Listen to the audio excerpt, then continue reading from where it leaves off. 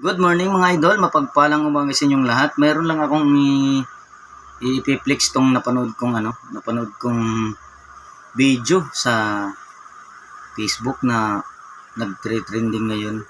Sa restaurant yung nagko-content yung isang content creator na parang style niya Darna.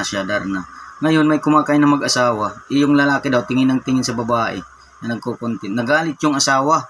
Nagsilos at inawa yung nagko-content na babae kasi lagi na lang daw nakatingin yung asawa niya. Panoorin tong video na to, matatawa po kayo. Kita na yung kaluluwa mo, lahat na lang ng mga kalalakihan dito sa'yo na nakatingin. Madam, ano po lang po? Nag-vlog lang po. Diyos ko, wala akong pakialam kung nagbablog ka. Public ano to, no? Bakit naggaganyan kang suot? Kasi naman ikaw kanina ka patingin ng tingin dito, napapansin ko, ikot ka lang ikot ang mata mo. Vlogger yan, wala akong pakialam kung vlogger yan. Umayos ka na suot mo.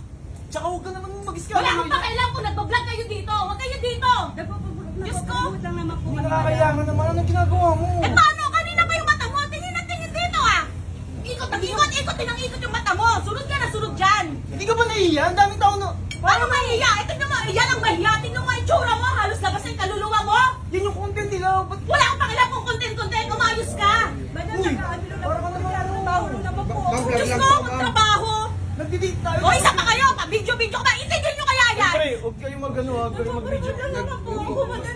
Ay, ikaw kasi yung mata mo kung saan nakatingin. Wala naman akong ginagawa. Tignan mo na, halos labas na yung kaluluwa mo, Pinalinggan ko lang. Pinapakitin mo lang naman yung sinasabi niya eh. Ano ba ginagawa mo? Huwag kayo dito, public to. Hindi kayo nagaganyan ng suot. Nakakahiya ka ba ginawa? Sa amin. Ganito rin dyan. Gusto tingnan mo nga yung kaluluwa mo, labas na Uy, bunganga mo. Para lang maka-views kayo, makita yung ganyang kaluluwa mo. Bis naman, bunganga mo. Hindi ka ba nahiya? Ba't ako mahiya? Ikaw ang mahiya. Kanina ka pa tingin, napapansin ko. Kanina ka pa dyan. Tinitignan ko lang. Vlogger yan kasi napapanood ko yun eh. Wala.